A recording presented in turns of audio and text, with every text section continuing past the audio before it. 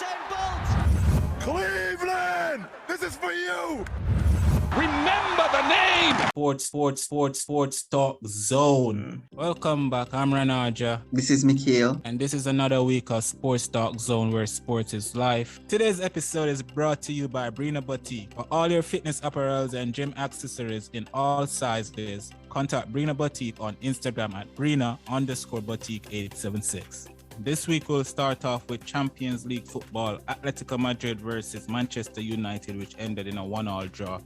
Mikhail, how did you feel about your team performance in this game? Manchester United was very lucky to come away with a point in this game because Atletico was the dominant of the two, or the better team of the two, going ahead with that goal, and then was a flying header by João Felix, a beautiful goal. And then they got an opportunity, they hit the post. Manchester United, luckily in the second half, finding that equalizer through Elanga.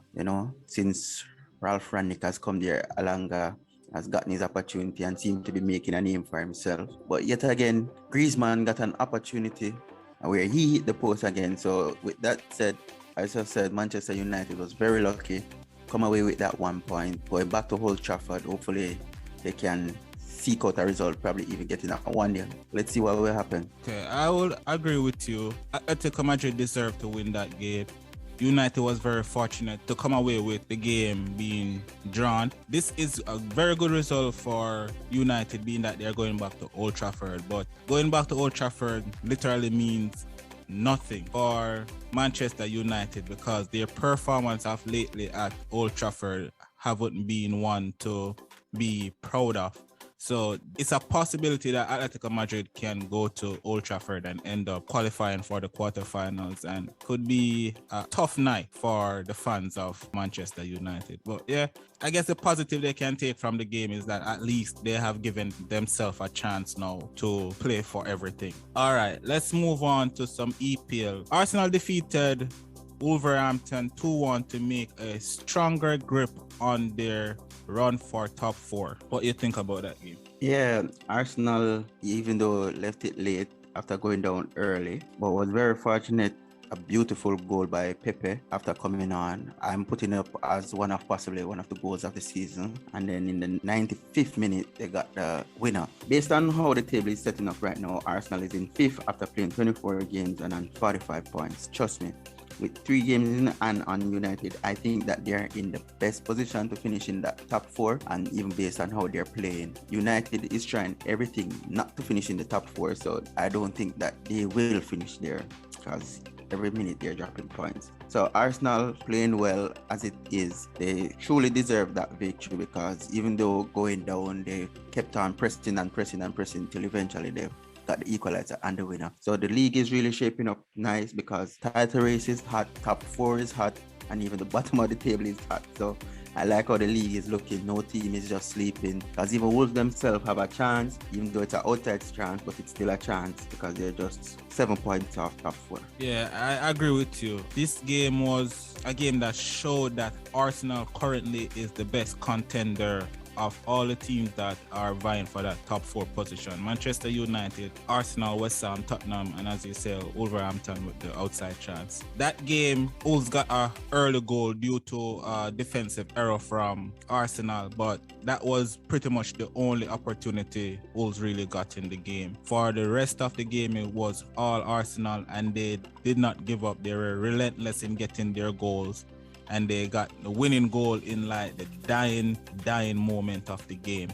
And that shows you that they are currently believing that they belong in that top 4 running, that they are the best team out of all the other teams that are vying for that position. So yeah, I will definitely agree with you that Arsenal is the team that is most likely gonna cement themselves in that top 4 if they keep playing like this. Let's move on to Manchester United versus Watford, which ended in a 0-0 draw. Manchester United got a ton load of chances, but could not manage to find the net.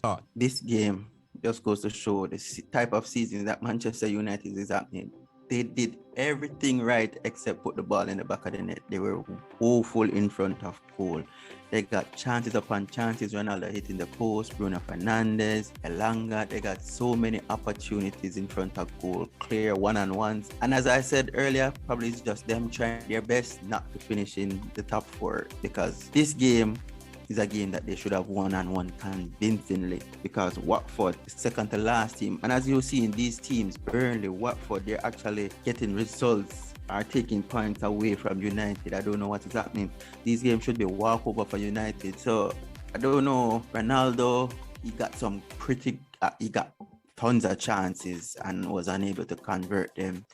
I guess Father Time is catching up with him, because if Ronaldo of all, those would be buried. And then you could see his demeanor in the latter stage of the game. Basically, he was just walking. I don't know. He's frustrated. He's giving up. But hats off to Watford in their relegation battle. They managed to seek out a point. But United, as I said, they do all the right things, but except just converting to goals. All right. Manchester United should look to Bruno Fernandes for the reason they lose this game, not Ronaldo. And Ronaldo's behavior is one of a winner. He wants to win. So when he's not winning, it comes out in a way that seems not content with losing. In the first half, there was literally so many chances that fall to Manchester United. They should have been at least 2-0 up. At least 2-0 up by halftime. Bruno Fernandes got 3 clear-cut chances, could not put one in the net. And these are the things that come back to haunt Manchester United. They allow Watford to stick around until halftime. They only have another 45 minutes now to try their best to hold off United in order to get a point. And that's exactly what happened. They started to defend more, deeper, and eventually United could not convert the chances when they eventually break them down. And people might want to blame the coach or blame Ronaldo or whoever the case may be, but even if Ronaldo scored his chances, the chances that other players got was way easier than the chances that Ronaldo got. Elanga got a chance that I think that should score. He missed it. Pogba got another chance. I don't know what he was doing, if he was trying to cross that ball or whatever, but I think that should at least test the keeper. So you can't look to a man who has constantly save your team, make the team relevant as the bad guy. Ronaldo is not the bad guy for Manchester United. He's the hero, he's the savior, he's the reason why anyone is even speaking of Manchester United being in top 4 or even being in Champions League. So if I was a fan of Manchester United, I would be crediting Ronaldo, not trying to berate him. And anyone should be berated in this moment would have been Bruno Fernandes, who have gotten so many clear-cut opportunities and missed it, and not really giving the team, in my opinion, compared to how he started at United, he has significantly fallen off. So yeah, that's what I feel about Manchester United today. Let's move on to Everton versus Manchester City. Manchester City managed to win that game 1-0, extending their lead at the top of the table to 6 points. What you thought about that game, Mikhail? Well, this game was very similar to the Manchester United game in terms of Man City. They tried everything in order to score, but they couldn't score for the love of them until it was the error in the 82nd minute by Keane that allowed Phil Foden to get an opportunity, and slightest bit of mistake he made, they're going to capitalize on the chances that they get. And they got that goal, but shortly after that, Everton, I don't know what Roger was doing. He used his hand to control the ball, and there was an uproar in the stadium immediately, both by players and fans. And when the ball came to a stop, then the referee was there for an extended period of time. And I was wondering to myself, what are they taking so long to look at? Because this was a clear handball. And the referee said no handball and play on. I don't know if it was at the next team, if there would have been the same call, but it didn't look good. And unfortunately, based on how the game was playing, I think that Everton deserved a point, even though we don't know if they would have converted that penalty. True. But still, that was a penalty. Yeah, I agree 1,000,000% with you, man. Everton played well. They played well enough to get something from that game. They got chances also that they didn't put away. But overall, this was a very good performance, in my opinion, by Everton. I thought coming into this game, Everton was going to get smacked around, maybe lose 3-0 or something of that sort. As I said, the mistake led to, some people might not want to call it a mistake because of the deflection, but come on, man, you can't be so flat-footed as a defender. But the mistake by Keane caused the opening goal, and I was thinking that, hey, this might be hit for Everton because they are also fighting relegation battle. So I was thinking, like, obviously this seemed like a season that everything gonna go wrong for them. What I thought, it was fortunate now that Rodri made this mistake and they were about to get a penalty. They do the VAR thing. I don't know what sense VAR is making now. They do the VAR thing and the referee come and claim it's offside. They're referring to the offside. I don't know if they were referring to the offside before that, but I didn't see any offside before that. So I could only speculate they're referring to the offside that they eventually called when the ball came to a stop. Anyways, what I will say, and I will continue to say, is that Premier League referees in the Premier League are the absolute worst referees in the world. They are atrocious. They are a shame to football. No way you could look at that handball and think it wasn't an handball. Even when you looked at Rodri's face, you could see the guilt in this man's eye because he knew that he used his hand to touch the ball. And even though we don't know if Everton would have scored or whatever, but that was a penalty they deserved. Let the penalty be taken and let it be decided in that fashion if they draw or lose the game. Don't take it up on yourself to make a decision like that and cause them the game. And I am wondering if this is a constant thing where the referees are in some sort of cahoots with City, or they are being paid money, or they have money on the game, whatever way you look at it. Why these outrageous decisions have been continuously being made in City games. I remember the one with Arsenal where Arsenal should have gotten a penalty and they did not went to the monitor, and then in that same game, they went to the monitor for a Bernardo Silva penalty. And I am wondering, if you went to the monitor for that penalty, why didn't you went to the monitor for the previous penalty? I remember in another game, Edison fouled Fraser, and they didn't went to the monitor about that. Then they went to the monitor in a Wolves game for a ball that actually hit Moutinho under the arm, literally under the arm. I think that was like a 50-50 chance of handball hitting under the arm. They gave a penalty to Manchester City for that. Then this game, a blatant outright penalty. No one in the world of football except for that referee, Chris Kavanagh, the referee that was on VAR duty, was the only person in the world of football that thought that was not a penalty. And it would appear to me the only way that man would have given a penalty if Roger took the ball up and started to dribble it around the park like a basketball, because there's no way on earth you could look at that and say it's not a penalty. And I think it's about time now in the English football, or football in general, that referee have to explain certain decisions that literally change the narrative of a game. And this could also change the narrative of the season, because this is 2 points gained by City that they would have not gained. And it was the same thing in the Arsenal game, same thing in the Wolves game and Newcastle game. I am tired of these referees playing favorite with City. They need to be investigated, and that is how I feel about that game.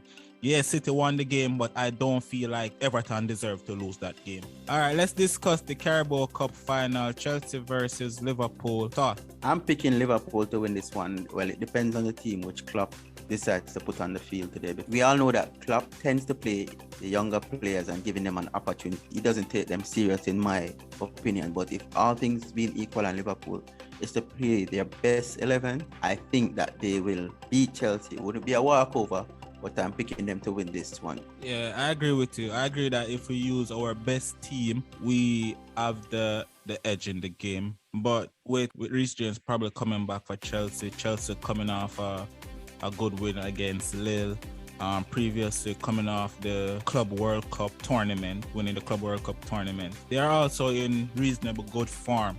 So I think it would be an extremely tough game for Liverpool, and being that it's also in London, where I think Liverpool don't play, it might sound superstitious, but Liverpool don't play their best football in London for some reason.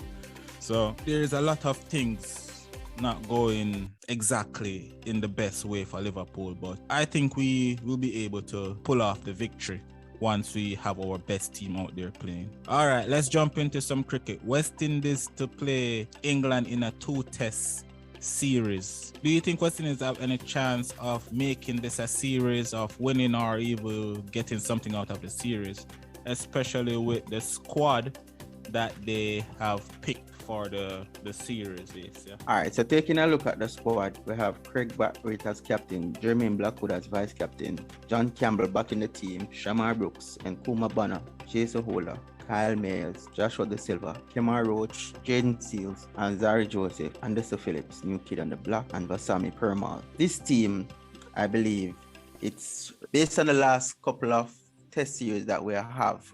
It's the same general nucleus of players. John Campbell back in the opening spot. We're still having a problem trying to find a partner to go along with Craig Brathwaite, even though he's not just sure, but he's a captain. But anyway. But it's very unfortunate that the young lad, the last time out, Salazano, getting his opportunity, got in a concussion and didn't even get an opportunity to show what he's capable of, and he's dropped for this series, even though we have different selectors now. So probably they'll tell you that, hey, we didn't select him the last time out. Okay. So I don't know. The team looked pretty balanced. Brathwaite, our most senior player. You know my stance on Blackwood's very shaky, erratic. Yes, he'll say he goes out just attacking, but I need him now to try to build an innings, need to change the way he plays game. But the team is pretty solid. You know, Kyle Mayers has been letting us down with the bat. Since that double 100, to me, he hasn't made any significant total since then, probably a couple 40s. But he's has his all-round capabilities, and I believe that's what's saving him with the ball at times. But yeah, the side is pretty, I don't know. It's the best that we have in the Caribbean at this time. Will they get a result? I'm not sure, because if you take a look at the England squad, it's very young or immature and just coming off of that whopping from Australia. I think morals will be low, but then again, they probably want to come back and whoop us, because if you even look at the English bowling attack, they have a very strong bowling attack, and I don't know. So we can't play pace and we can't play spinners. So it will be an uphill battle. Hopefully we can win the first one and then probably draw the second one and win the series. I think we can actually make this a series. We definitely can either win or draw this series if we play very smart and intelligent cricket. Yeah, we don't have the strongest batting lineup, but neither do England. So it's not like England is significantly better than us in that area. The games are also playing in the Caribbean, which should be a plus for us, a motivation for us. And our bowlers tend, even though the bowling is not the greatest, it tends to be better in the Caribbean.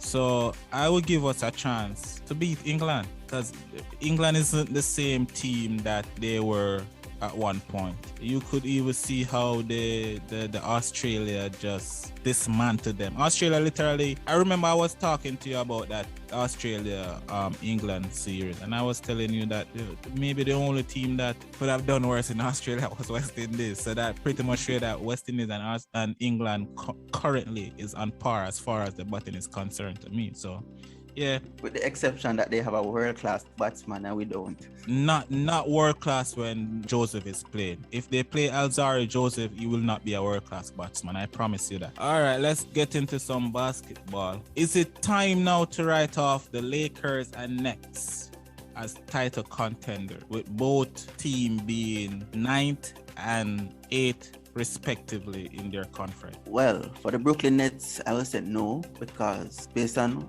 the trade that just happened, having Ben Simmons, Seth Curry, Drummond, alongside with Kyrie and Durant, even though he's out injured, when everybody is back together, and based on how they will look, I don't think that you can write them off, because if that team comes together, we don't know what Durant and Kyrie are capable of doing. Ben Simmons with his defense ability, because one of the persons used to bash the Nets for saying, hey, they can't defend, but now they have an all NBA defense type player in Ben Simmons. Even though he can't shoot, but we don't know what he looks like now, but he's a great defender and he's a great playmaker.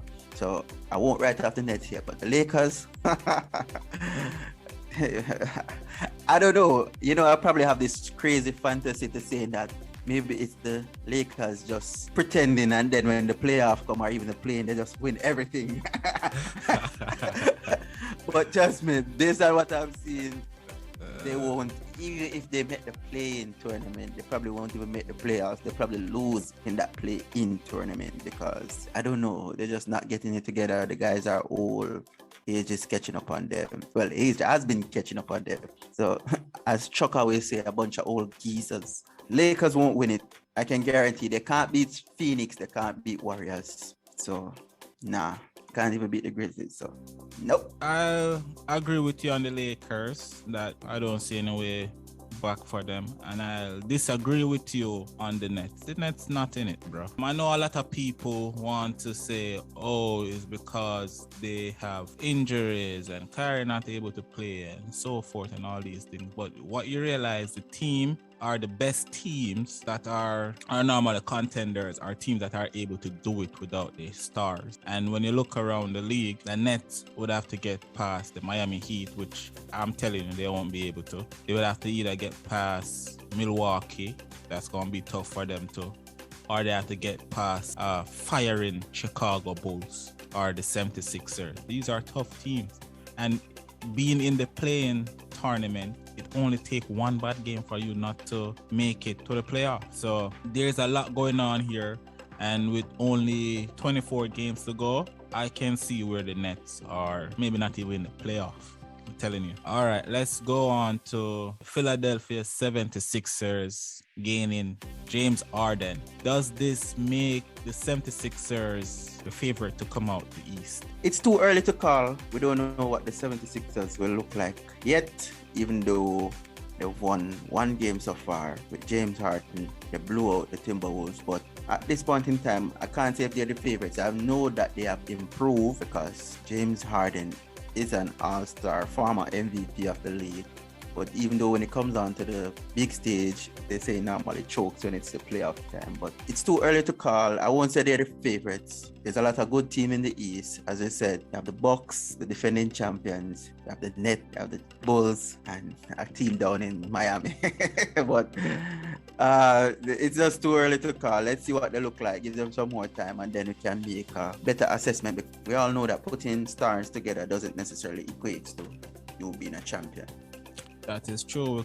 We can look to the West Coast. But I agree with you. There are so many quality teams right now in the East that it would be hard to say with an absolute surety that the Sixers are definitely the best team in the East, or the team to look at coming out the East, because they will have to get over, as I said earlier, they will have to be able to get over Milwaukee, have to be able to get past the Bulls, Miami.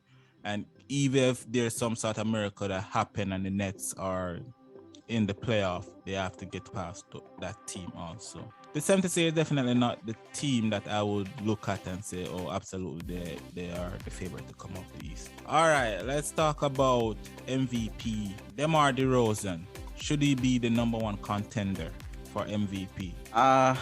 He's right up there. Number one, I don't think so, because looking at Joel Embiid, he's scoring 29 points per game. Basically, call it 30 points per game. He's dominant. Nobody can stop him. Even though DeMar DeRozan is balling, scoring 28 points per game. I think this has been the season of his life, because even though he was balling in Toronto, but trust me, now like he has electrified the Bulls. He's the reason for the Bulls being where they are at. But I don't think he is the out and out front runner, because even Jokic is playing good, John Morant is playing good, but it's very difficult to call at this point. But I think it's Embiid leading, probably Joker second, and then DeMar third. Well, I would say as of lately, maybe the last 2 to 3 weeks, I would say definitely DeMar DeRozan have maybe leapfrog those other two players, because he night in, night out, he's dropping 30, 35. You understand?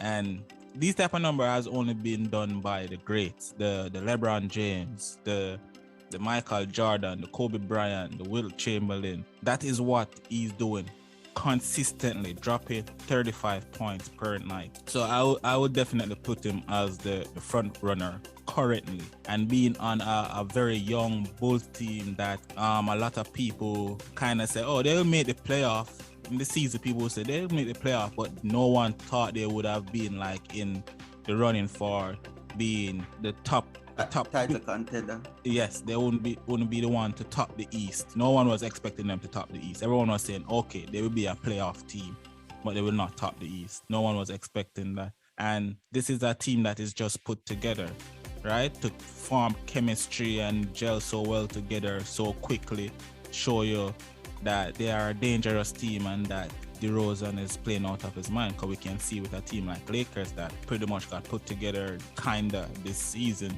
can't find the room to gel. So yeah, I will definitely pick DeRozan right now as the number one guy. And that concluded for another week of Sports Dog Zone. You can check us out on all streaming platforms and also on Instagram at Sports Dog Zone 876.